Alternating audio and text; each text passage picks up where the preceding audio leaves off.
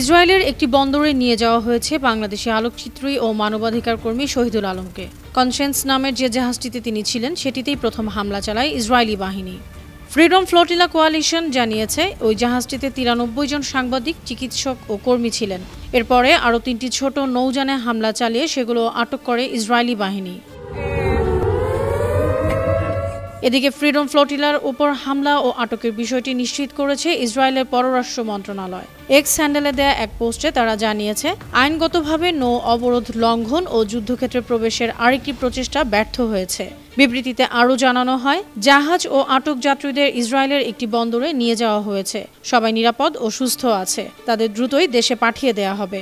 এর আগে বুধবার ফেসবুকে দেয়া এক ভিডিও বার্তায় শহীদুল আলম জানান, তারা সমুদ্রে আটকের শিকার হয়েছেন এবং ইসরায়েলি বাহিনী তাদের অপহরণ করেছে।